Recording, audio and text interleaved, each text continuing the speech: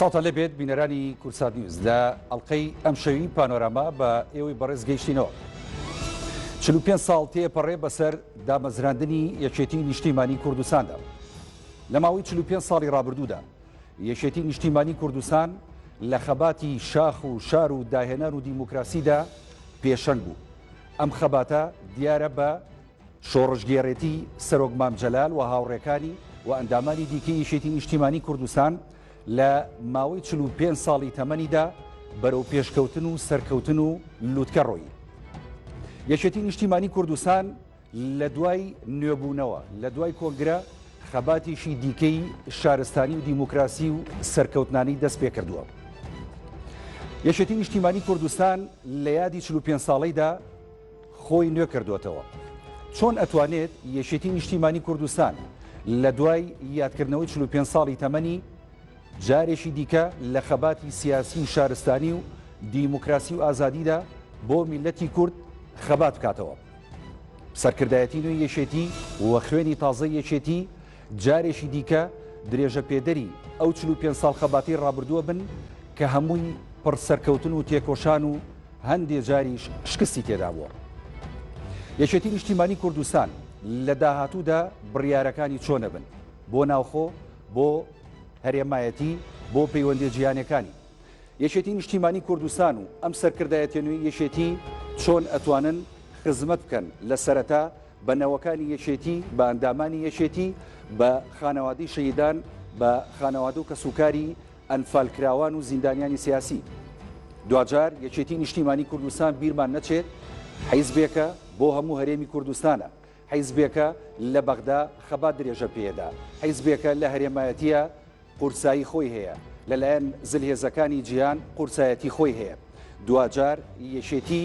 چۆن ئەتوانێت بڕیاری یەکلاکەرە و دروست بدات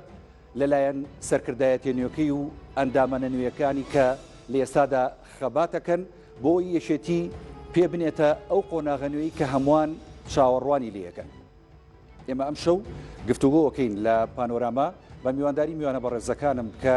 لێرە ئامادەن. هەرێک لە بەڕێزان کاک بورهان سەعید سۆفی بەخێربی کاک بورهان سپاس دەکەین. خات و ئاڵا تاڵەبانی بەخێربن جەنابیشتان، هەروە کاک سۆران جەمال تاهیر کاک سۆران جەنابیشتان بەخێربن. دیارە هەموو لایەکتان نەزان کە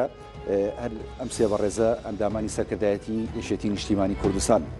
دووبارە بەخێربن. کاک بورهان ئەگە سەرەتا لە جەنابتەوە دەست پێ بکەم. دیارە وەکو ئاماژەمان پێدا یەکێتی یعنی خەباتیشی دوور و درێژ و لێبڕاوانەی هەبوو لە ڕابردوودا لە ماوەی 45 ساڵی تەمەنی خۆیدا. ئێستا یەکێتی کە دروست بوو یەکێتیشی نوێیە و ئەم یەکێتی نوێیە خەڵکی چاوەڕوانیشی زۆریان لێ هەیە. لەم یادەدا چیەڵێ؟ پێشەکی سەری ڕێز و نەوازش بۆ شەهیدەکانی یەکێتی نیشتیمانی کوردستان و بە تایبەتی بەگشتی بزوتنە و ڕزگاری خوازیگەلەکەمانەدا دەنوێنین. دیارە یەکێتی نیشتیمانی کوردستان لە شەوەزەنجی تاریکی و لە ناومێدیە لەدایک بە سەرۆکایەتی گەورە و بەڕێز زمان جەنابی مام جەلال لە 45 ساڵ لەمەوبەر. دیارە ئەو کاتە هەم ناومێدی باڵی بخست بە سەر کوردستان و یەکێتی نیشتیمانی کوردستانە لەدایک بوو. یەکێتی تا گەیشتە ئەمڕۆ ڕووبارە خوێنی ڕشت لە پێناو ئازادی دموکراتی لە پێناو فدرالی بە خوێنی گەشی تێکۆشەرەکان و شەهیدەکانمانە حکوومەت و پەرلەمان تادا دروست کرد. دیارە ئەو قۆناغی شاغ بوو، قۆناغی شتر هات قۆناغی حکومڕانی. لە دوای دەتوانین یعنی باسی ئەوەش بکەین ئەوەکانی یەکێتی نیشتیمانی کوردستان لەکوێوە، بەڵام ئێستا لە دوای ڕاپەڕینەوە یەکێتی نیشتیمانی کوردستان لە حکومڕانیدا بووە. دیارە یەکێتیان لە یەکەم جارەوە هەندێک خەڵکی شۆڕژێر خەڵکی مسەقف عقلی نوێ خینی نوێ یەکێتیان دروست کرد. ئێستاش بەردەوام یەکێتی خۆی نوێ دەکاتەوە. دیارە فترەیەکی زۆرە ئێمە تووشی هەندێک کێشە و گرفت بووین و کۆنگرەمان دواخست بوو لەبەر هەندێک ئەسبابی ناوەخۆ. ئەو جارە یەکێتی بە تەکانێشتر بە بیرکردنەوەیشتر بە استراتیژتر بە بەرنامەیەشتر بە ڕوئایەشتر هاتە مەیدان و کۆنگرەی چواری بەست. لەو کۆنگرەیەدا استراتیژی نوێ پەیڕەوی نوێ بەرنامەی نوێ دێتەکایەوە کار بۆ ئەو بەرنامە و پرۆگرامە دەکات کە لە سەرەتای یەکێتی نیشتیمانی کوردستان کە بڕوای پێ بووە. دەستخۆش خاتوەڵە سوپاس دەکەین دووبارە بەخێر بیت لە یادی 45 ساڵی دامەزانی یەکێتی دیارە ئێمە هەمومان نەزانین یەکێتی ئێستا قۆناغێکی نوێی هاتۆتە پێش دیارە هەم لە سیاسەتکردن هەم لە بڕیاردان هەم لە جێبەجێکردن دیارەمانە هەمووی بۆ خۆی قورسە و یەکێتی هەمیشە لە ڕابردوو توانیوێتی ئەو هێزە بێت یاخود ئەو لایەنە بێت کە لە زۆر مەسەلەدا بڕیاری یەکلاکەرەوە بدە و بڕیارەکانیشی بە هەند وەرگیراوە لەم یادە پیرۆزەدا چیەڵی جەنابەت سوپاس بۆ جەنابەت سڵاو بۆ بینەران بۆ لایەنگران بۆ جەماوەری یەکێتی نیشتیمانی کوردستان بۆ کەسوکاری سەربەرزی شەهیدان و پێشمەرگە دێرینەکان بەڕاستی مای شەرەفێکی گەورەیە ئەمڕۆ لێرە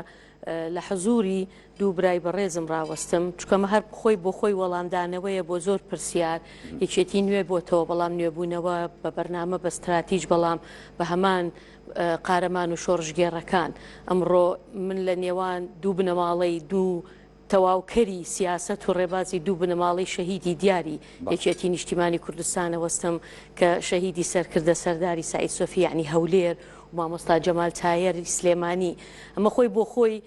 پەیامێکە بۆ هەموو کەس و بۆ هەموو لایەک کە یەکێتی نیشتیمانی کوردستان بە گرنگیەوە ئەڕوانێتە خەباتی پێشمەرگە دێرینەکانمان و ئەولاد و کەسوکاری ئەوان تەواوکەری ئەو ڕێبازە ئەبن کە ئەم شەهیدانە لەگەڵ جەنابی مام جەلال و هەواڵەکانیان و پێشمەرگە دێرینەکانمان ئەم ڕێبازە و ئەم ڕێگایە و ئەم خەباتیان بۆ ئێمە و بۆ نەوەکانی تردانە دیارەمای خۆشحاڵیە ئەمڕۆ سەرکردی تازە و گەنج ئیداری یەکێتی نیشتیمانی کوردستانەکەن ئەنجومەنی سەرکردایەتی پڕە لە کۆمەڵێ کوڕ و کچی گەنجی بەتوانای کە خەڵکی کۆن و تازە و هەموو نەوعەکانی تایە ئەمە خۆی لە خۆیان وەڵامی ئەوەیە کە ئێمە بەرنامەی تازەمان هەیە استراتیجی تازەمانێ لەگەڵ قۆناغەکەیا بگونجێ دیارێکێتی نیشتیمانی کوردستان لە سەرەتای دروستبوونیەوە کۆمەڵێ پەیوەندی هەبووە لە شاخەوە پەیوەندی هەبووە دواتر لە خەباتی شارە پەیوەندی هەبووە دواتریش ئەگەر زیاتر من وەکو کارەکەم لە ناو حکوومەتی ناوەندی و لە ناو عێراقا پەیوەندیمان هەبووە جەنابی مام جەلال داڕێژەری ئەم پەیوەندیانە بووە ئەم باسکردنی پەیوەندیەکانمان باسکردنی جێبەجێکردنی ئیشەکانمان و کارەکان و بەرنامەکانمان قسە زۆر هەڵەگرێ بەڵام لە هەمووی گرنگتر ئەوەیە ئەو بەردی بناغەیی کە دانراوە چۆن بیپارێزین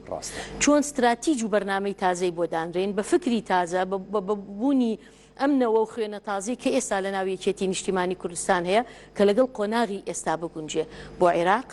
بۆ ناوچە دابڕاوەکان بۆ هەرێم بۆ هەموو ناوچەکان لە هەمووشی گرنگتر ڕاگررتنی تەوازنە چ لە ناوخۆی کوردستان لە نێو حیزبە کوردستانیەکان چ لە سەرئاستی عێراق چ لە سەرئاستی جیهانی جەنابی مام جەلال ئەو پیاوە بوو کە ئەو تەوازنە ئەو بەڵانسەی لە نێوان ئەم هەموو لایەنە ڕاگر بوو دیارە ئێمەش دەبێت بەم بەرنامە تازە هەمیشە ڕاگررتنی ئەو تەوازنە لە بەرچاومان خۆشبەختانەوەی کە هەیە ینی لەگەڵەوەی کە سەرۆک مام جەلال لە ڕابردوو ئەم قوتابخانەی دامەزراندۆ ئێستا کۆمەڵێک خوێندکاری باشی هەیە کە بتوانن هەم لە ناوخۆ هەم لە بەغدا هەم لە سیاسەتی هەرێمایەتی هەم لە نێودەوڵەتی ینی ڕۆڵ بجێڕن دواتر دێم و خزمەت جەناب بە تایبەتی بۆ ڕۆڵی یەکێتی لە بەغدا ئەو کاتە قسەی زیاترەکەین کاک سۆران ینی یەکێتی نیشتیمانی کوردستان ئێستا قۆناغی 45 ساڵی ڕابردووی تێپەڕانووە وەکو ئاماژەم پێدا بە سەرکەوتن هەندێک جاریش ینی تۆیتر ئەمە هەرێمی کوردستانە و ئەمەش حیزبێکە دامەزراوە دیارە لە ئیشکردنیشیدا هەندێک جار نوشست و ینی کەوتن هەبووە بەڵام ئەوی کە گرنگە یەکێتی نیشتیمانی کوردستان کە کاری لەسەر دەکات قۆناغی نوێبوونەوە دوای کۆنگری چوارە لە یادی 45 ساڵی دامەزاندنی یەکێتی لەم بارەیەوە جەنابتان پەیامتان سپاسی بەڕێز دەکەم ئێمە پیرۆزبایەکی گەرم لێرەوە ئەنێرم بۆ هەموو هەواڵان و کادرانی یەکێتی نیشتیمانی کوردستان بۆ کەسوکاری شەهیدان و پێشمەرگە دێرینەکان و ئەوانەی ڕۆژێک لە درێژایی خەباتی یەکێتیە توانویانە بەشدار بن بەردێکیان خسۆتە سەر بەردێ بۆ ئەم یەکێتیە بە تایبەتی ڕێز و نەوازش و وەفا بۆ ڕابەری گەلەکەمان سەرۆک مام جەلال وەفا و خۆشەویستی و چەپکەگوڵی خۆشەویستی دانین لەسەر مەزاری پیرۆزی دیارە دامەزراندنی یەکێتی نیشتیمانی کوردستان لە ساڵی 1975دا و لەگەڵ نێوبوونەوەی یەکێتی و کۆنگرەی چواری یەکێتی کە لە کۆتایی ساڵی 2019 کۆنگری چواری بەس تقریبا ئەتوانین بڵین بە دوو قۆناغی نزیک لەیەک یعنی ئەتوانین بڵێن ئەگەر زۆر بەراوردی نەکەین لەبەرەوەی لە ساڵی 1975دا بەڕاستی لە نشست و نسکۆیەکە کە خەڵکی کوردستان و پێشمەرگە قارەمانەکان هیوایەکیان نەما بوو بەجارێک 100,000 پێشمەرگە و فیداکار و خەباتکاری کوردستان لە ماوەیەکی کورتە ئەو نسکۆیان بەسەراهاو هەمیشە هەواڵی بەڕێز مامجەلال ئەیوت ئەگەر هاتوو تۆ 100,000 ئاسکت هەبێ 100,000 کۆترت هەبێ لە شاخەکانی کوردستانە لە چیاکانی کوردستاندا بەرەڵایان بکە هێشتا 5 مانگ 6 مانگ هەومانگێکی ئەوێ کە ئەوە ڕوو بدە بەڵامەوانی ئێمە بە ڕۆژێ دوو ڕۆژێک ڕوویدا کە ئەمە بەڕاستی بێهیواییەکی زۆری دروست کرد ئالەو ئان و ساتەدا سیرەکەی بۆ چرکەیەکیش ئەو هەواڵانەی یەکێتی لە ناوەوە و لە دەرەوەی کوردستان دوان نەکەوتن بۆیە لەو قۆناغەدا توانیان یەکێتی نیشتیمانی کوردستان دابمەزرێنەوە دامەزرانەکەشیان لەسەر بنچینەیەک بوو اعتیمادی کولیان لەسەر دوو بنەما بوو یەکێکیانەوەیە کە تێکۆشەر و ڕۆشنفکر و خەڵکی ڕۆشنبیر بوو لە دەرەوەی وڵات کە لێرەوە ڕێز و نوازش بۆ یەکە بێکێوانش دانێنین بە تایبەتی ڕەحمەتی کەعادل مراد و دکتۆر کەمال فواد و خوا لێ خۆش بوو کاک نەوشیروان مستەفا و هەروە ئەوانەی کە لە ژیانی شتاماون هیوای تەمەندرێژیان بۆ خوازیین بە تایبەتی دکتۆر فواد مەعسووم و کاک عومەر شێخ موس و باسی هەواڵ مامجەلالیشمان کرد بۆیە ئەمە هەواڵانە لەوێ و ڕەحمەتی عومەر کاک عەبدوڕەزاق فەیلیشمان بیر نەچێ بۆیە دامەزراندنەکەی لەسەر ئەساسی ئەو ڕۆشنفکرانە بوو هەروەها پێکاتەیەکیش بووە گەر تۆ ورد بیتەوە تیا سێرەکەی یەکێتی ئەو پێکاتانی کە ئێمە ئێستا شانازیان پێوەکەین لە کوردستانە بە تایبەتی بڵین فەیلیەکان شیعە و سوننە تێکەڵاوی ناوە و دەرەوە ڕێخستنەکانی ناو شار و پێشمەرگە دێرینەکان و ئەوانەی کە بڵاو بووبوونەوەوانەی لە دوای نسکۆی 1975 لەلایەک بێ لە دەریشە ئەو ڕۆشنفکرانە و ئەو ڕۆشنبیرانە بەیەکەوە وایان کرد کە یەکێتی نیشتیمانی کوردستان دامەزرا کە خۆتە زانی ئەمە باسکردنێکی زۆری ئەچێتە سەر لە قۆناغی ئێستادا کە ئێمە ماوەیەک بەهۆی قۆناغەکانی شەڕی داعش و ئەو بارەنە هەموارەی بەسەر کوردستانە هاو لە ڕووی داراییەوە لە ڕووی ئابوووریەوە بژێوی خەڵکو و کێشەی دروستبوونی پاشەکەوتی موچە و زیادبوونی ئاوارەیەکی زۆر کە لە ملیۆنیەک زیاتر تێپەڕێمە وای کرد ئێمە کۆنگرەی چوارمان بۆ ماوەیەک دواکە و ئەمانە ئاوێت هەبوو لەگەڵ ئەوەی کە ئێمە لە 2023 لە ڕوخانی ڕژێمی بەعسی فاشستەوانێت تاکو ئیستا ئەگەر حسابیکە نزیکە 17 ساڵەکە بێ کە نەوەیەکی نوێ پێگەیشتووە ئەم نەوە نوێیە تا بەڕادەی پێویست زانیاریکی نییە لە پێش ڕاپەڕین لەسەر ڕژێمی بەعس چۆن بووە لەسەر خەباتی چەکداری و هێزی پێشمەرگە و یەکێتی نیشتیمانی کوردستان و دەورەکانی چۆن بووە هەروەها جیلێکن تموحێکی تایبەتی خوانیان هەیە بۆیە ئەو کۆنگرەیە لەو ئانوساتەیە کە ئەم وەزع ئابووری و ئەم وەزعی بەڕووبوونەوەی داعش و ناهەمواری و بواری بژێوی خەڵک لەلایەکەوانە کە تەسیراتی هەبوو کە نەوەیەکی نوێ بە تێکەڵی نەوەی نوێ لەگەڵ سەرکردایەتی کۆنا پێکەوە بێن بۆ ئەوەی ئەم قۆناغی داهاتووی خەبات پێکەوە ئاوێتەبوونێکی شەقامی کوردی بێ ئاوێتەبوونێکی ناو خەڵکی کوردستان بێ بتوانین ئێمە ئاوێنەی داخوازیەکانی خەڵکی کوردستان بێ لەو پرۆگرام و بەرنامەی کە ئێمە دامان ناوە لە داهاتوودا جێبەجێکین کە بەداخەوانەوە ماوەی ئەو 4-5 مانگە ئێمە سەرقاڵین بە بەرەڕووبوونەوەی و بەگژاچوونەوەی نەخۆشی و ڤایرۆسی کۆرۆنا کە هیوادارین لە داهاتوویەکی نزیکدا سەرکەوین بەسەریا بتوانین ئەو بەرنامانی کە هەمانە هەنگاو بە هەنگاو جێبەجێکی من بۆیە شوهانیەکمان کرد ئەگەر لە جێی خۆیان بوو بێ کە ئەو کاتە بێهیوایەکی زۆر هەبوو توانرایەکێتی فریاد ڕست بێت و تا گەیانی بەڕاپەڕین و گەلێ دەستکەوتیکە و ئیستەش ئاوێتەبوونێک و بێهیوایەک دروست بوو کە پێویستی بە ئاوێتەبوونێکی زیاتری سەرکردایەتێکی نوێ هەیە بۆ جێبەجێکردنی ئەو بەرنامەی هەیە لە قۆناغی نوێدا هیوادارین کە هەمومان پێکەوە دەست لە ناو دەست لەگەڵ لایەنە سیاسەکانی کوردستانە بتوانین سەرکەوین لەم قۆناغی داهاتوو خەباتیشدا بۆ هیوایین دەست خۆش کاکسۆران بەڵێ کاگوران دێمەوە سەر ئەوەی کە یەکێتی نیشتیمانی کوردستان دیارەکە کۆنگری چوارە بەستێت و لە قۆناغێکی سەختی ڕابردوو دێتە دەرەوە ینی ئەمە سەرکەوتن بوو بۆ خۆی لەو کاتانەدا کە تۆماریەکە دیارە هەموو کاتێکی سەرکەوتن قورسترە لە شکست و ئەم سەرکەوتنە تۆ کە بەدەست تێناوە ئەرکت قورسترەکە لە داهاتوودا ئێمە گەر بە تایبەتی و بە دیاریکراوی بازەوە بکەین ئەگەر بۆ ناوخۆی یەشێتی و بۆ خودی ئەندامانی یەشێتی و بۆ کە سوکاری شەهیدانی یەشێتی و بۆ زیندانیانی سیاسی یەشێتی دیارە ئێستا سەرکردایەتی نوێ ئەرکێشی قورستریان لەسرە بۆەوەی کە خزمەتێکی زیاتر و باشتر بکەن بەم چینانی کە هەیە لە ناو یەکێتی نیشتیمانی کوردستاندا چونکە دوجار هەمووان دەزانین ئەگەر ینی ئەم ئەندام و لایەنگر و شەهید و کەسانی زیندانی سیاسی نەبێت یەکێتی نیشتیمانی کوردستانیش بەم ڕۆژەی ئەمڕۆ نەدەگەیشت کە سەرکەوتنی بەدەستێناوە. یەکێتی لە بەرنامەی نوێیداوە لە نوێبوونەوەی خۆیداوە سەرکردایەتی نوێ چۆن ئەتوانێت ینی بەڕاستی هەندێک جار گلەی و گازندە هەبوو خۆمان نەزانی لەلایەن ئەندامانی یەکێتی لەلایەن کەسوکاری شەهیدان لەلایەن زیندانیانی سیاسی کە خزمەتێکی باش ناکرێت. یەکێتی ئەتوانێت و سەرکردایەتی نوێی یەکێتی ئەتوانێت و دوای ئەوەی کە یادی 45 ساڵەیە کاتەوە ئەم گلەی و گازندانەکەم کاتەوە خزمەتێکی باشتر بکات بەمانە. دیارە یەکێتی نیشتمانی کوردستان ڕووبارە خوێن ڕشت دوای هەرس کە هەستاوە و شۆڕشی دەست پێ کرد دوای ساڵێک لە دامەزراندنیەوە بە خەبات و تێکۆشان و بە ئەرچی سەرشانی ئەو تێکۆشەرانە زیندانی سیاسی بوو کە ئەندامانی سەنگەر و پێشمەرگە تێکۆشەرەکان بوو هاتە مەیدانی حکومڕانیە. ئێمە ڕەنگە وەکو پێویست گلەی و گازاندا هەبووبی بۆ ئەوەی کە نەتوانرا زیاتر خزمەتی هەموو چینی توێژەکانە بکرێت بە تایبەتی تێکۆشەرە دێرینەکانە زیندانی سیاسی و ڕێخستنە دێرینەکان و پێشمەرگە دێرینەکان و خانەوادەی شەهیدەکانە. دوای کۆنگرەی چوار یەکێتی نیشتمانی کوردستان بە بەرنامەیەکەوە مەکتەبێکی داناوە مەکتەبی شەهیدان و تێکۆشەران بۆ ئەوی زیاتر خزمەتی ئەو توێژانە بکە لەبەرەوەی لەسەر دەستی وان بە خوێنی وانە حکوومەت و پەرلەمانە دروست بووە. بە تاکید ئێمە پلانمان هەیە بەرناممان هەیە ڕۆژەمان هەیە بۆ ئەوەی زیاتر خزمەتی ماڵە شەهیدەکانە بکەین کە ڕەنگە وەکو پێویست لە توانای یەکێتی نیشتمانی کوردستان بەتەنها نەببی خزمەتی هەموو ئەو چنی توێژانە بکە کە لە شاخە بەشدار بوونە یا ئەوەتە خوێنیان ڕشتیە. بەشێکی ئەو ئەرکانە دەکەوێتە سەر ئەستۆی حکوومەتەوە.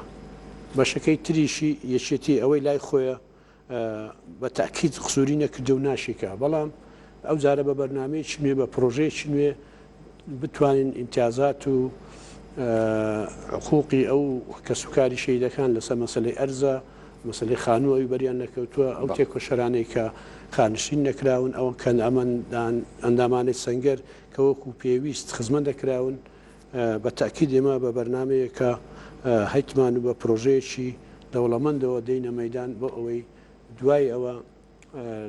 پێداگریمان لەگەڵ حکوومەتی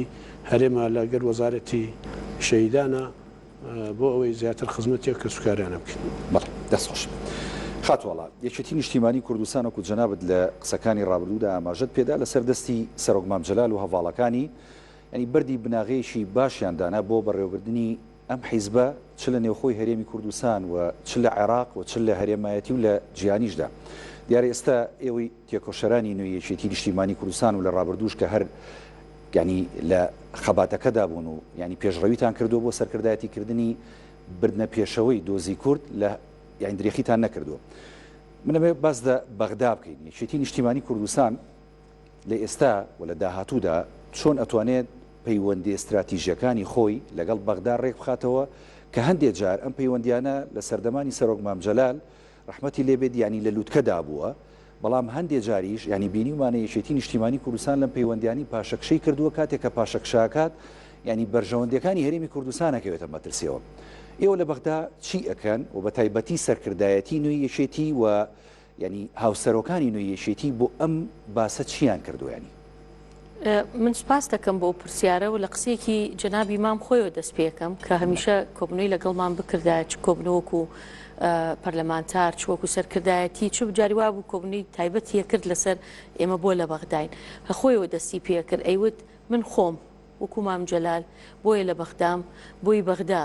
و قورسی بەغا و قورسایی بەغا و سەرۆک کۆمار بۆ بەرژەوەندی میلەتەکەم لەوێ ئیش بکەم چۆن بتوانین لە ناو بەغدا بەپێی دەستور بەپێی ئەو واقعی کە هەیە و بەپێی ئەو جێومەکانەتی کە هەمانە لە بەرژەوەندی دروشمەکانی یەکێتی نیشتیمانی کوردستان بین کە بە نەتیجە لە دروشمەکان لە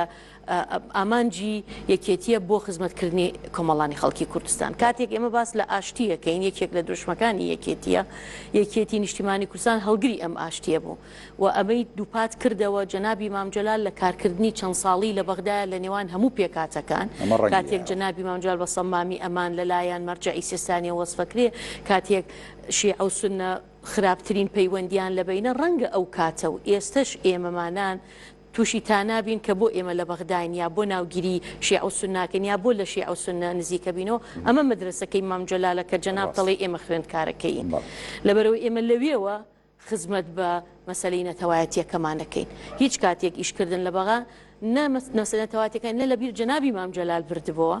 وەنا لە بیری ئێمەی ئەباتەوە بەڵام ئێمە لەو ڕێیەوە چکۆ یەکێ لە ڕێگاکانە جگە لە ڕێگەی خەباتە مەدەنیەکەی تریکە لە ناو هەرێمی کوردستان و حکوومەتی هەرێم و لەگەڵ پارتە سیاسیەکانی کوردستان و هەرێمایەتیەکان بەشێک لە خەباتەکە لە ڕێگەی بەغاوەیە. بۆیە ئەگەڕێمەوە بۆ قسەکەی جەنابی ماجان چۆن ئێمە بتوانین ئەو پێگەیە لە خزمەت ئەم دروشمانە بێ دێمە سەر دروشمی دیموکراسی مامجەلالێکێک بولەوانەی کە تا سەر ئێسخان کاریە کرد بۆ چەسپاندنی دیموکراسیەت لە عێراقا چکە میشە باوەڕی وابوو و خۆش واقعیش وایە ئەگەر لە عێراقا دیموکراسی هەبێ ڕنگدانەوەی ئیجابی لەسەر هەرێمی کوردستان هەبێ لە ئیشکردن لەگەڵ حکوومەتی ناوەندا دیارە بۆ هەموو لایەک ئاشکرا بۆ لە ماوەی چەند ساڵی ڕابردوو چ لە بوونی مامجەلال خۆی لە بەغدا جەنابی مام چ لە دواترش لە غیابی ئەوە دوو مەدرسە هەبووە مەدرسەیەکە بووە بەداخەوە لە هەرێمی کوردستان پێی وا بووە لاوازی بەغا بەهێزی کوردستانە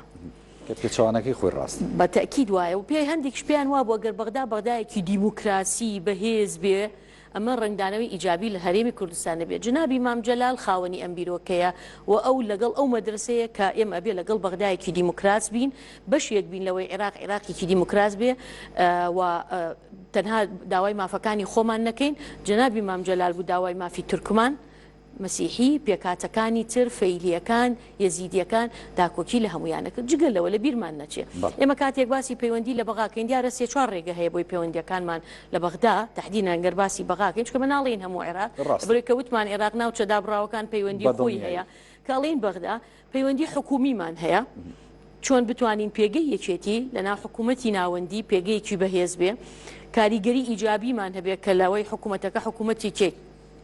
با بڵێن عادل بێت حکوومەتێکی دیموکرات بێ و بە یەک چاوسێری هەموو پێکاتەکان بکە بە داهات و بە استحقاقی هەرێمی کوردستانەوە پەیوەندی پەرلەمانیەکانمان هەیە کە دیارە ئەمەش لەڕێی فراکسیۆنەکانمانەوە لە پەرلەمان لە چەند ساڵی ڕابردوو ئەو پەیوەندی لەگەڵ فراکسیۆنەکانی ترمان هەبووە جگەلەوە ئێمە مەکتەبی پەیوەندیەکانمان هەبووە کە لە بەغدا لەگەڵ هەموو حیزبە سیاسیەکانی عێراق کە دیارە بە تایبەتی لە بەغدا پێگەیان هەیە مرکزیان هەیە قیادە سیاسیەکانیان هەیە چ جەنابی مامجەلال خۆی کە چ دواتر خۆی ڕەنگە هەندێک نشێوی و بەرزوو نزمی وەکو جەناب دەڵێ لە دوای غیابی خۆی وەکەمە واقع هەموماندانمان پێ داناوە تووشی یەکێتی بووە بەڵام ئەم قیادە تازە یەکێتی بەرنمەیەکی تۆکمەی هەیە لە ڕێی مەکتەبی پەیوەندیەکانەوە کە جارێکی تر ئەو پەیوەندیانەی جەنابی مامجەلال دروستی کرد نەک هەر بەهێزی بکاتەوە برەوی پێ بدا پەرەی پێ بدا و لە بەرژەوەندی دروشمەکانی یەکێتی و لە بەرژەوەندی کۆمەڵانی خەڵکی کوردستان و کۆمەڵانی خەڵکی عێراقیش بەکاری بێنێت ینی هەنگاو بە هەنگاو ئێمە ئەو ئیشانە بینین و ئەو ڕوئیانە بینین کە سەرکردایەتی و یەکێتی نیشتیمانی کوردستان بەرجەستەی بکات لێستا ینی ئێمە بیرمان نەچێت پەیوەندیەکانمان لە بەغدا جگە لە پەیوەندی حکومی پەرلەمانی حزبی لەگەڵ حزبەکان ئێمە مەجای مامجا پەیوەندی عشایری هەبوو پەیوەندی ئاینی هەبوو جنابی مامجەلال بۆ خۆی پەیوەندی لەگەڵ هەموو مەرجع سیاسیەکانی عێراقا هەبوو و جای مامجا خۆی پەیوەندی لەگەڵ سەرۆک عشیرەتەکان هەبوو ئەمە کارێکی ئاسان نییە بۆیە ئەڵێم ئەو بەردی بناغی چکە هەندێک جارۆکە خۆشەوە تێگلەی لە جەنابە کراوە کە ینی بەشداریت کردووە لە هەندێ بۆنە یاخود هەندێ ینی تایبەتمەندی عشایرەکانی ئەو ناوچانە بە سنووشی ئەوە بێت بەڵام دوجار ئەمە ڕێبازە ڕاستەکەیە و ئەمە پەیوەندی دروستەکەی کە تۆ بێت دروستیکەی بە حەق من بەش بە حاڵی خۆم ئەوەندەی لە بەغا بوومە جەنابی مامجەلال ئەمانەی بە ئێمە ئەوت کە ئەگەر ئێمە بمانەوێت لە کەرکووکە مافەکانی خۆمان بپارێزین مافی کورد بپارێزین ئەبێ ڕێز لە مافی تورکمان و عەرەب و مەسیحیش بگرین بە ئیستیحقاقی خۆمان یەک تۆس با بڵێن تەنازول لە حەق و ئیستحقاقی کورد ناکەین لە هیچ ناوچەدا بڕاوەکان، بەڵام نابێ بیرمان بچێ ئەو ناوچانە خەڵکی تریشی تایە. کاتێک تۆ ئەتوانی ئەوانیشدان بە مافەکانی تۆ بگرن کە تۆ باڵا دەستی ڕێز لە مافەکانی ئەوانیش بگری، استحقاقی خۆیان بدەیتێ، ئەوسا ئەتوانی و هەماشت لە بەغاین جەنابی مامجار کاتێک لە یادی ماڵاوایی و کۆچی دوایی سەماحەتی سەید باقر الحەکیم و سەماحەتی سەید عەبدولعەزیزە ئامادەیی هەبوو شعری ئەخوێندەوە، ئەمە پەیامی سیاسی هەبوو. منەمەوێ شتێک باسکەم بۆ مێژوو بۆ نەوەی تازەی یەکێتی نیشتیمانی کوردستان. جەنابی مامجار سەرۆکۆماری عێراق ئەچێ بۆ مەملەکەی عەرەبی سعودی بۆ تەعزیەی یان بۆ وەفاتی یەکێک لە مەلیکەکان مەلیکی سعودیەیە بۆی هین نەبم کامیانە وەفدێکە ڕۆن طبعا جەنابی سەرۆک کۆمارە، بەڵام لە زمنی وەفدەکە عەبدولعەزیز حەکیمیشی تایە سەماحەتی سەید عەبدولعەزیز خوا عەفویکە کە دێن بێنە خوارەوە ئەڵێ من ناڕۆمە خوارەوە بێ سەماحەتی سەید عەبدولعەزیز پێش من بچێتە خوارەوە. طبیعی ئەڵێ نابێت جەنابی مامجلال چکە تۆ سەرۆک کۆماری ئەمە پرۆتۆکۆل، ئەڵێ من پرۆتۆکۆل نازانم دەبێت سەماحەتی سەید عەبدولعەزیز پێش من بچێتە خوارەوە. ئەمە ڕیسالە و پەیام بوو کە ئەو لە عەرزی سعودیە ئەوێ سەماحەتی سەید عەبدولعەزیز بە ئەمامە شیعیەکەیەوە بچێتە خوارەوە. مامجلال لە لای سونە دیفاعی لە شیعە کرد و لە لای شیعەکان دیفاعی لە سونە کرد، لە لای ئەمریکا دیفاعی لە ئێرانە کرد، لای ئێرانەکان دیفاعی لە ئەمریکا کرد و هەروە هەماشر بەنسبەت ئێران و تورکیا و سووریا و بەم شێوەیە. هیوادارم ئێمە توانی بێتمان بە حەقیقەت خوێنکاری ئەم ڕێبازە بین، چکە بە نەتیجە ئەوەی مامی کرد لە بەرژەوەندی خەڵکی کوردستان و هەرێمی کوردستان. دەست خۆش خاتوواڵە بڵێ کاک سۆران، ینی ئەوەی کە گرنگە لە ئێستادا ینی سەرکردایەتی نوێی یەکێتی نیشتیمانی کوردستان ینی زیاتر پەری پێ بدات، ینی بە حەقەت پەیوەندی سیاسیەکانی بە تایبەتی لەگەڵ هەرێمایەتی و لەگەڵ جیهانیە. دیارە بیرمان نەچێت ینی یەکێتی نیشتیمانی کوردستان ینی هەمیشە دەست پێشخەر بووە بۆ دروستکردنی پەیوەندیەکی دۆستانە و پەیوەندیکی استراتیژیانە لەگەڵ دەرەوە. بۆ نمونە سەرۆک مامجلال خۆی ینی لە ڕێکخراوی ئەنتەرناسیۆنالدا بووە و ئێستاش ینی سەرۆکی فەخری ئەو ڕێکخراوەیە ینی لەلایەن ڕێکخراوی سۆسیال ئەنتەرناسیۆنالەوە. سەرکردایەتی نوێی یەکێتی نیشتیمانی کوردستان و ئەو پلان و استراتیژەی کە پێویستە دای بڕێژێت بۆ دروستکردنەوەی پەیوەندیەکی دروستتر لەوەی لە ڕابردوودا هەبوو بە تایبەتی تری لەگەڵ هەرێمایەتی، چکە ئێمە بیرمان نەچێت ینی دوو وڵات دراوسێمان کە ئێران و تورکیایە یەکێتی پێویستی بەوەیە کە استراتیژ و ڕوئیای درێژخایانی لەگەڵ ئەمانەدا هەبێت. یەکێتی پێویستە چی بکات لەم قۆناغەدا؟ ئەو نمونانەی کە خوشکە ئاڵا باسیەکە و دەوری باڵای هەواڵ مامجلال، ئەمە مامجلال بووە وا بیری کردێتەوە بۆ ئەوەی کە تۆ لەگەڵ ئەم هەموو هێزە سیاسیانەی عێراق و کوردستان و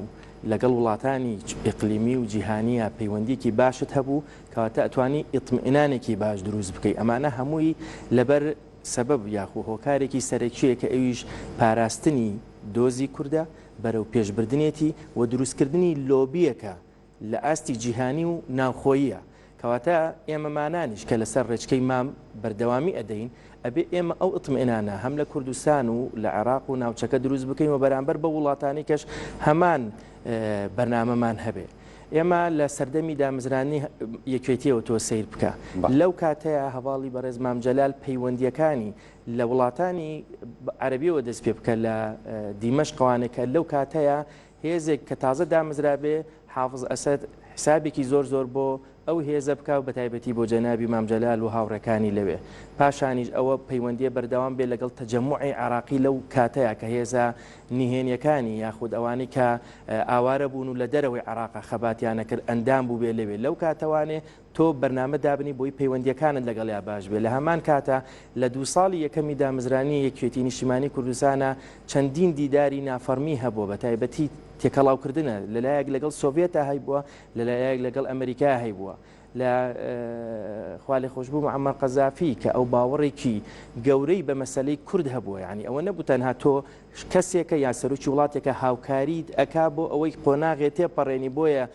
یەکێتی و هەواڵ مامجلال پەیوەندی لەگەڵا بەسۆ نەخێ لەبەرەوەی ئەو شخصە باوەڕی بە سربەخۆیی کوردە بوو بە ڕزگاربوونی کورد لە هەر 4 پارچەکەی کوردستانی شابووە. لەسەر ئەم ئەساسانە ئێمەش لە بەرنامەی داهاتوومانە لەگەڵ هەموو هێزە نەیارەکانمان لەگەڵ هەموو هێزە دۆستەکانمان بەرنامەی تایبەتمان هەیە بۆ هەردوو لایەنیان تەنها بۆ دروستکردنی بنەمایەکە کە ئیطمئینانێکی گشتی هەبێ کە لە ئاستیدا بتوان بتوانین ئەو لۆبیکردنی گەورەی کە لەسەر ئاستی با بڵێن لە بەغایە لە پەرلەمانی عێراقا کە ئەنجومەنی نوێنەران لێ بتوانین لۆبیەک بکەین بۆ ئەوی داخوازیەکانمان زیاتر بگاتە جێخۆی خۆتە زانی سە هێزە سونیەکان ئەوان نزیکەی کورسیەکانیان نزیکن لێمەوە هەفتا کورسێکیان هەیە بەڵام سەیرێکی ژماری وەزیرەکانیان زیاترە لە ژماری ئەو وەزیرانی کە کورد هەیەی بۆ لەبەرەوەی ئەوان هەرچەندەوانش پارتەوازیەکیان پێ دیارە بەڵام تا حدێک یەکگرتووترن ئێمەمانان لەم ساڵانەی ئەخیرەوانێ ئەو یەکگرتووە لەناو ئێمە نییە بەڵام ئەگەرات و ئێمە سەردان و پەیوەندی و پێکاتنمان هەبێ بە تایبەتی لەسەر مێزی گفتوگۆ و ئەو یەک ڕیزیەی کە لەسەر دەستی ئیمام جەلال دروست بوو بهێنینەوە کایەوانێ ئەتوانین ئێمەمانانیش ئەو داخوازیانی کە کوردەیەتی لە دەستوری عێراقیە ئەو ئیتیفاقیانەی کە کردوێتی بە تایبەتی بۆ کەرکووک و مادەی 140 و پاراستنی کەرکووک ئەو ئیتیفاقی یا ئەو ڕێکەوتنی هەیە لە بۆ دابینکردنی بودجەی پێشمەرگە و ئیستحقاقاتی کورد لە بودجە لە عێراقا و هەروەها ئەو ئیتیفاقی نەوت و غازیانە هەیە و هەروەها ئیتیفاقی ئەمنی لە داهاتوو ئەمانە ئەتوانین هەمووی ئیدامە پێ بدەین بە ئیدامە بۆ نابێت تۆ لە جێی خۆتەوە قسە بکەیت و لە شوێنی کە شوێکی گوێت لێ بگرێەوە پێچەوانەوە بەوە ئەبێ کە چەند بتوانین گرنگی بدەین بەو شوێنانە وجودی یەکێتی تیا بێ مەسە سەرکردایەتی یەکێتی نۆ سەرکردایەتی هەیە لە پایتەختی عێراق لە بەغایە کە ئێمە بە گرنگی دانین و لە داهاتوودا هەوڵەدەین زیاتری کەین ئەو پێگەیی یەکێتی لەوێ و هاوسەرۆک لەسەر خەتن بۆ ئەو مەبەستە سەرکردایەتی یەکێتی گرنگی تایبەت بەوە دەکاتە ئێمە لەسەر هەرچی ئاستەکە ئاستی ناوخۆی کوردستان ئێمە سەردانی هەموو لایەنە سیاسەکانی کوردستانمان کردبوو لە بەر ئەو بارودۆخە تەندروستی کە هەیە نەماتوانی ئیدامەی پێبین بە سەردانیکردنەکانی کرد لە داهاتووە لە هەولێر سەردانی ئەو بەشەی تری هێز و لایەنە سیاسەکانی تری کوردستانی سەردانیانەکەین پێکهاتەکان وەکوتمان کە بە بەشێکی سەرەکی هەرێمی کوردستانی دانین لە بەرنامەمانە سەردانیان بکەین هەرچەنە بەهۆی لە بۆنەکاندا لە بۆنەی دامزرانی یەکێتیدا لە جەژندا ئێمە پەیوەندی بەرداوامان هەیە لە ڕێی تەلەفۆنیەوانە یان دەجا لە کۆبوونەوەی لە ڕێی سکایپەوە بۆیە ئێمە لە ناوخۆ ئیدامە بەو پەیوەندیانە دەین بۆی کەشێکی ئارام دروست بێ یەکێتی لەوە سەرکردایەتی و یەکێتی ئێستا ڕوویاکەی وایە کە لە سەرەتادا پەیوەندی نێوخۆیەکانی خۆی ڕێک بخاتەوە باشتری بکەوت دوجار پەنابەرێتە بەر پەیوەندی دەرەکیەکانی ئەو کاتە ڕێژی بخاتەوە سیاسەتی خۆی دیاری بکات بەدڵنیایی ئێمە هەموو ئەو داخوازیانی کە کورد هەیەی بۆ ئەوەی جێگر بێت و بۆ ئەوی داخوازیەکانی کورد بەدەست بهێنین پێویستی بێگڕێزی ناوخۆی کوردستان هەیە بەداخەوە لەم 6 ساڵەی کۆتاییدا لە ئاستی پێویستانیە بۆی ئێمە بەوە داچینەوە کە پیاشاچین و تەنها بەڕاستی سەردان نییە ئێمە ڕوئیای یەکێتی لەم چەند ساڵی کۆتاییدا لە زۆربەی کێشە و گرفتەکانی هەرێمی کوردستان و عێراقا ڕوونە ئەو ڕوئیانەمان کە هەیە باوەڕمان بەوە هەیە کە بە گفتوگۆ و بە لێکتێگەیشتن لەگەڵ لایەنە سیاسیەکانی کووردا لۆبی بۆ دۆزینەوە نمونەی ئەوەی کە ئێمە ئەوەی کە لە پەرلەمانی کوردستانە لە حوتی 5 ڕوویدا لە یعنی ئەوەی کە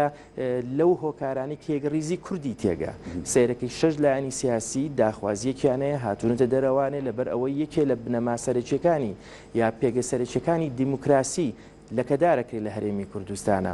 حقمانیە بە شخصەکانەوە چێ نییە یا چ لایەنێکی سیاسی بەیانە ئێمە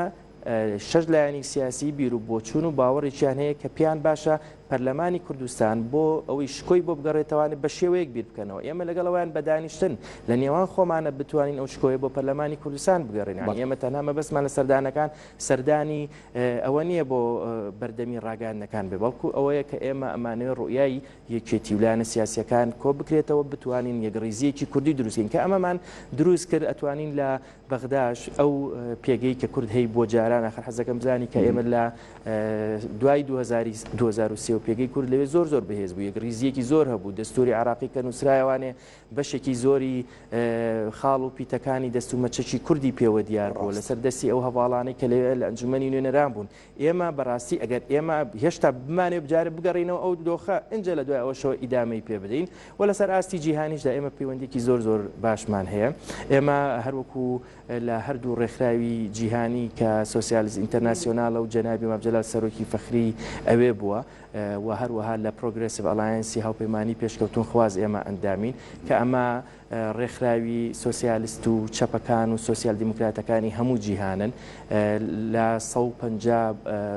حزب و پارتی سیاسی زیاترە بێ لە سەرانسەری وڵاتەکانەوە لە ئەوروپا بە تایبەتی چەند وڵاتێکی تایە سەرگۆزیرانەکانی بۆ نمونە پۆرتوگال، سوید، وڵاتانی کەر لەوێن پەیوەندێکی باشمانەیە لەگەڵ حیزبەکانی کەی ئەوروپا و بە تایبەتی لە ئیتالیایە ئەو حیزبانە کە هەندێکیان هەیە ئەندام پەرلەمانن لە پەرلەمانی ئەوروپی سەرۆکی پەرلەمانی ئەوروپین و هەروەها پەیوەندێکی باشی ئیقلیمیشمان هەیە و لەگەڵ ئەمریکاشە پەیوەندێکی باشمانەیە ئەمانە هەمووی وەکو بە بەڕێستم وت کە ئێمە لە ناوخۆ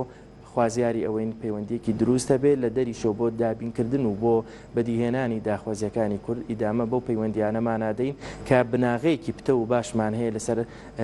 ئەو بناغەویە ئەو بنەمایانی کە سەرکردایەتی و تێکۆشەرانی ڕابردوو لەسەر دەستی هەواڵی بەڕێز مام جەلال و ئەوانەی کەش کە من نامێنایان بێنم نەوەکو ناوی هەندێکیانم بیرچێ بەڕاستی دەوری باڵان هەبوو لە قۆناغە جیاکانە لەوانی کەنیۆنەری یەکێتی بوون لە ڕابردوو پێش ڕاپەڕینەوە لەوانی ڕۆژێ لە ڕۆژان کاریان کردووە بە تایبەتی دکتۆر لەتیفە دکتۆر محەممەد سابیرە کاک بەکر فەتاحە و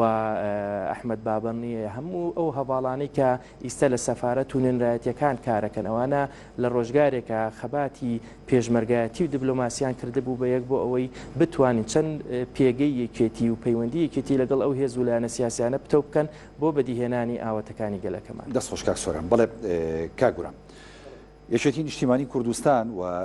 سەرۆک مام جەلال ینی هەزار ڕەحمەت لە گۆڕی بێت هەمیشەی وت ینی پێویستە ئێمە سیاسەتی خانۆقوڕەکان و لێو سیاست دەست پێ بکەینەوە. ئێستا یەکێتی و سەرکردایەتی و یەکێتی نیشتیمانی کوردستان هەڵگری هەمان ئایدیا و ئایدۆلۆژیا و دروشمە بۆ دەستپێکردنەوەی سیاست لە خانۆقوڕەکان و خزمەتکردنی خەڵکی هەژار و کەم دەرامەت و چینی چەساوی کورد کە بەڕاستی یانیە ما ئەگەر بە تەواوەتی لە دیمەنەکە بڕوانین و یەکێتی دوای نوێبوونەوەی وەکو خۆشتان ئاماژەتان پێدایانی کۆمەڵێک بارودۆ هاتۆتە پێشەوە کە بە تایبەتی هاتنی ڤایرۆسی کۆرۆنا ینی بار و گوزەرانی خەڵکی هەرێمی کوردستان بە تایبەتی چینی فەقیر و هەژار و چینی موچەخۆرانی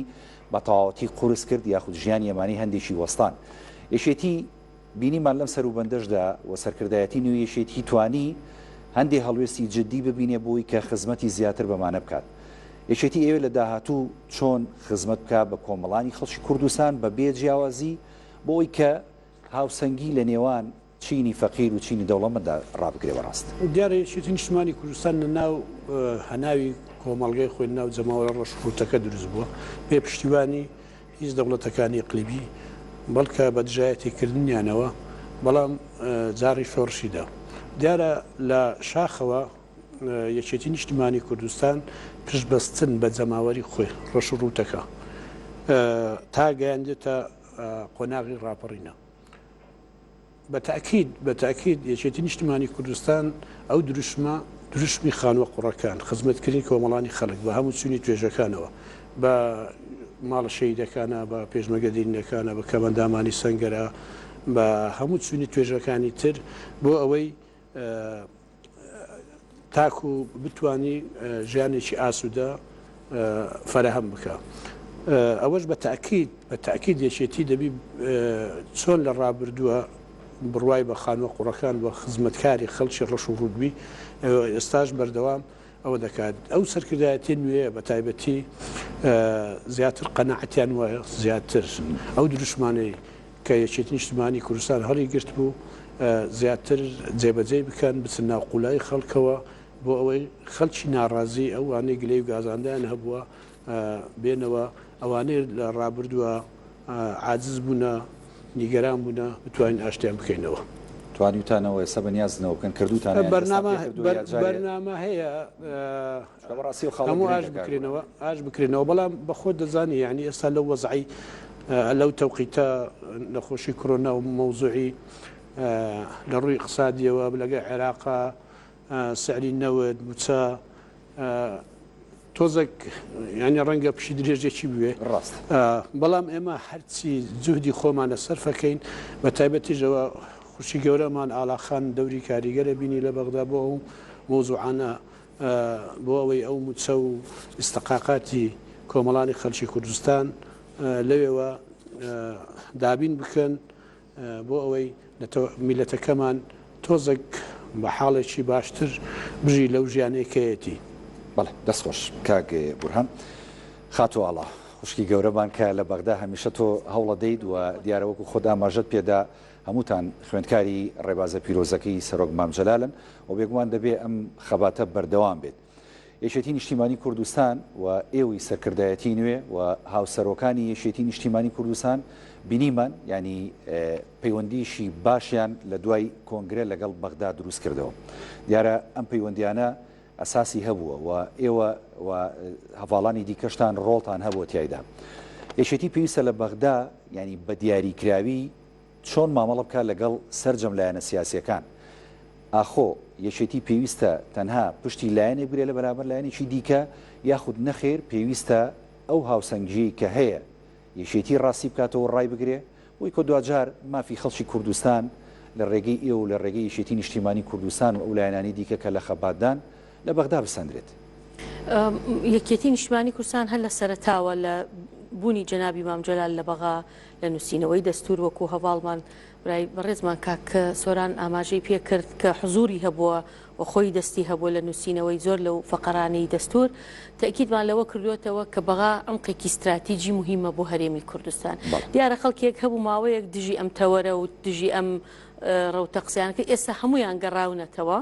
سەر ئەو قسانەی کە ئێمە وەکو یەکێتی نیشتیمانی کوردستانەمان کرد کە بەغا عمقێکی استراتیجیە پێش ئەنقەرە پێش لایەنەکانی تر بۆ ئێمە. ئەوە تا دیارە لە مەسەلەی بوجە و قوتی خەڵک ئێمە پێویستمان بۆیە لەگەڵ بەغدا ڕێککەوین. کاتێکەڵین لە بەغدا ڕێککەوین بەغدا تەنها هەر حکوومەت نییە، بەغدا لایەنە سیاسیەکانە، پەرلەمانە، فراکسیۆنەکانەوەی جەنابەت ئاماژەت پێکرد.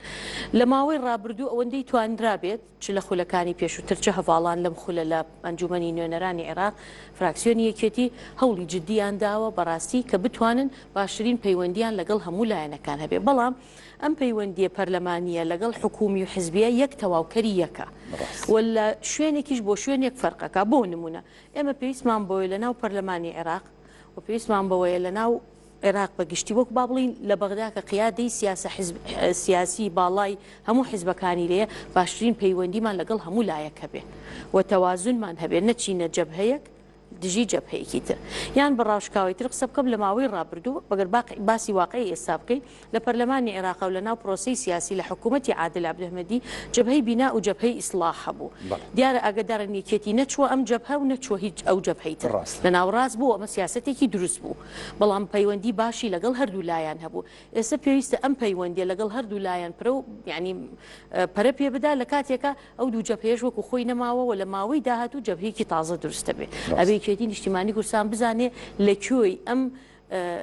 با بڵین هاوپەیمانیە تازەیە کە بۆ ئیداری مەرحەلەی داهاتوو با بڵین مەرحەلەی حکوومەتی کازمی دروستە بێت کە مەرحەلەی دوای خۆپیشاندانەکانە و عێراق ئێستا عێراقی پێش خۆپیشاندانەکان نییە. ئێستا عێراقێکی تازەیە و معادلاتی سیاسی هەم لە ناو پەرلەمان هەم لە ناو پرۆسی سیاسی عێراق هەم لەسەر مستەوای ئیقلیمی بەرامبەر عێراق گۆڕانکاری زۆری بەسەر دێت. بۆ یەکێتیش هەر دروستە توانین بڵێ یەکێتی پێش کۆنگرە نییە چکە ئێستا یەکێتیش دیارە ڕوئیاکەیەوەی کە جەنابتان و برادرانی خەنە ڕوو ینی ئەمە ڕوئیا تازەکانێتی بەحەق. بەڵام پێش بگەڕێمەوە بەغا و بوجە و ئەو پەیوەندیانە چۆن لە خزمەتی استحقاقاتی هەرێمی کوردستان بێت جارێکی تر باس دەکەم. بەڵام ئەم پەیوەندیانە ڕەنگە لە شوێنێ بۆ شوێنێک فەرق بکە بە پێی با بڵین بەرژەوەندی باڵای خەڵکی خۆمان لەو ناوچێ و نفوزی یەکێتی نیشتیمانی کوردستان. بۆ نمونە من لە کەرکووک ڕەنگە پێویست بکە لەگەڵ لایەنێکی سونی و شیعی ڕێکەوەم کە زیاتر لە کەرکووکا باڵا دەسن وەک لەوەی بۆ نمونە ئەو لایەنە سونە لە ئەنبار نفوسی زیاترە یا لە و هەمان شت بە نیسبەت خانەقین و دیالە کە خۆتانزان پێش ماوەیەکی کورد بەر لە ئێستا ئێمە وەکو سەرکردایەتی یەکێتی لە بەغدا سەردانی دیالەمان کرد سەردانی بەغامان کرد لەگەڵ سەرۆک کۆمار لەگەڵ وەزیری ناوخۆ لەگەڵ وەزیری بەرگری لەسەر مەسلەی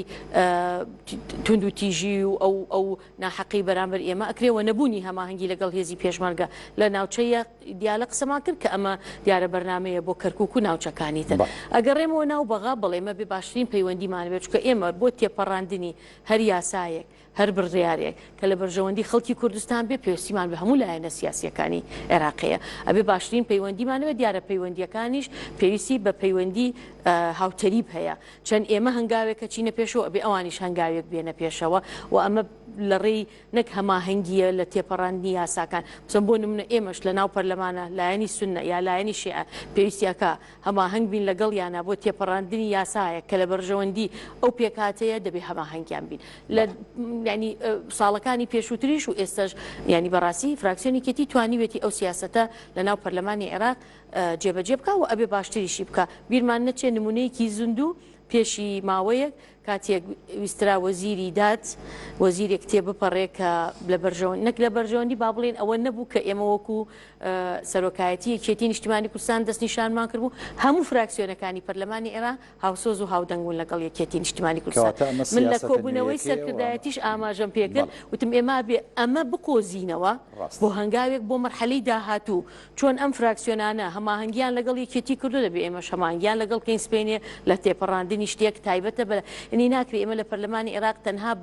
بەس لە بوجەی خۆمان بکەین سبەینێ گەشتێک تایبەت بوو بە بەسڕاش ئەبێ ئێمە دیفاع لە خەڵکی ئەوان بکەین بۆی سبەینێ نوێنەرەکانی بەسڕاش دیفاع لە بوجەی سلێمانی بکەن بۆ نمونە ئەم هەوڵانەی ئێوەی ئەندامانی یەکێتی نیشتیمانی کوردستان لە بەغدا کە بۆ نمونە لە حکوومەتان لە ئەنجومەنی نوێنەرانن لە نێو بوارەکانی دیکە لە بەغدا کار دەکەن پێویستان بە پاڵپشتی سەرکردایەتی نوێ و هەم هاوسەرۆکانی نوێ یەکێتیشە بۆ ئەوەی کە ئەم بوارە بەرنە پێشەوە بەڕاستی لە بەغدا دواتر دێمە خزمەت جەناب سوپاس دەکەم کاک سۆران لە ڕابردوودا هەندێک جار ینی ڕاستە یەکێتی نیشتیمانی کوردستان ینی لە ماوەی 45 ساڵ خەبات و ئەو قۆناغانەی کە پێیدا تێپەڕیوە ینی پەیوەندی جۆرا و جۆری هەبووە لە نێودەوڵەت بەڕێوەبردنیدا بەڵام دوای وفات سەرۆکمان جەمال هەندێک جار و هەندێک لێ و هەندێک نەوە لە یەکێتی دەدا کە و یەکێتیە حیزب کۆنگری نیشتیمانی کوردستان و نەبوونەوەی یەکێتی هاوسەرۆکانی یەکێتی بە تەواو چانەبوو پێتی و غەنمی کە دەیشە ئەستی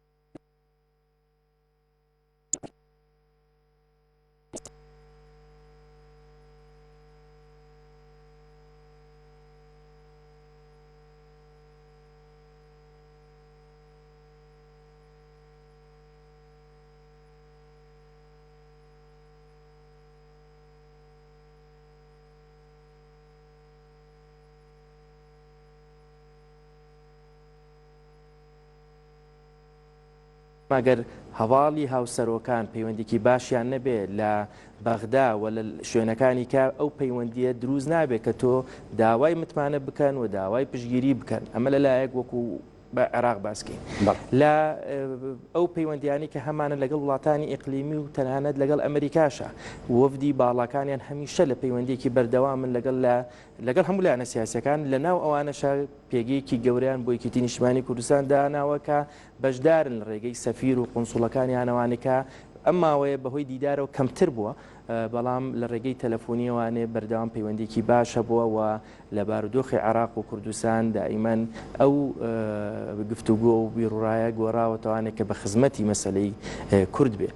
ئێمە بێ ئەوە نەشارینەوانێت کە بەڕاستی ئیستا ئەم عێراقی کە تیاژین ئەوە نییە کە پێش 10 ساڵە تیاژیا بووین ئاستی خزمەت گوزاریەکان و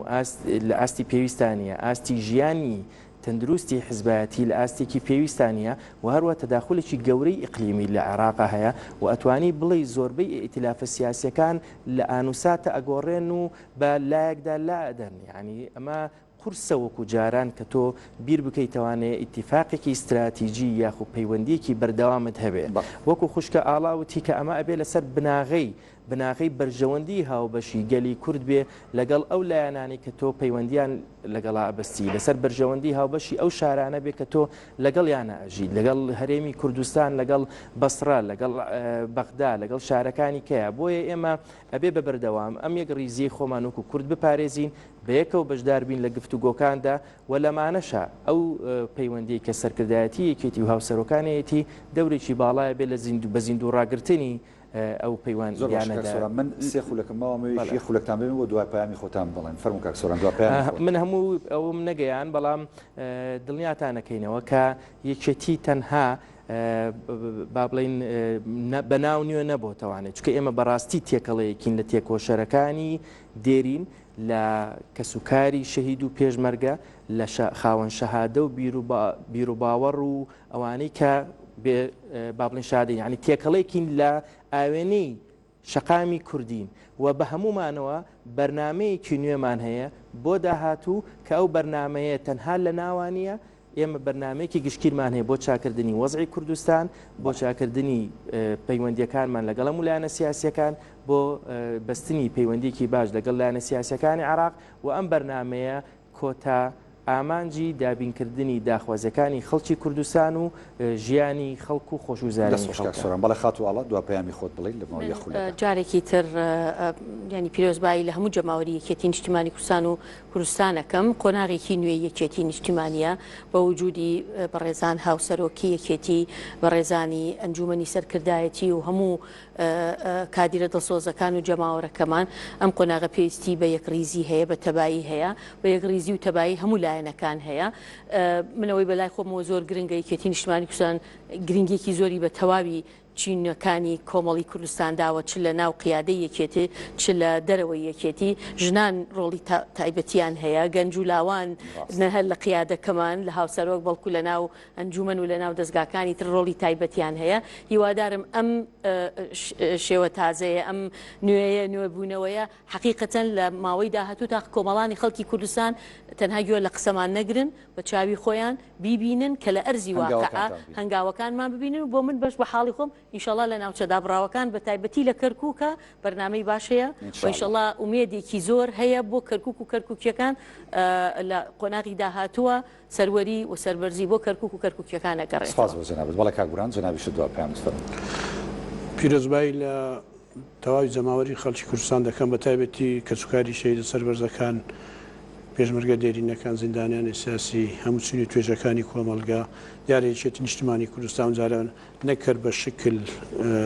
بەڵکو بە بەرنامەیەکی نوێبوونەوەدا ئەوە تا هاوسەرۆکانمانە خەڵکی گەنج و لێهاتوون ئەوانە دیاردەی ئەوەیە کە ئێمە بە بەرنامەیشکە نوێ بە شکلشکەنە بە عقلیشکە بە خوێرجشکە بە پلانشکە بە استراتیژشکە دێنە ناو مەیدان یەکێتی نیشتمانی کوردستان دەگەڕێنەوە یەکێتیەکەی پێشوو. سپاس بۆ یەک لە بەڕێزان کاک سۆران جەمال تاهیر خات و ئاڵا تاڵەبانی کاک بورهان سەعید سۆفی کە لە بەرنامەی ئەمشەوی پانۆراما لە یادی 45 ساڵی یەکێتی لەگەڵمان سوپاسانەکەین. بەڵێ بینەرانی کوردسات نیوز ئەڵقەی ئەمشەوی پانۆراماتان پێشکەش کرا تا بێگەشتنەوەیشی دیکەمی شەشاد و کامەران بن. خواتان لەگەڵ.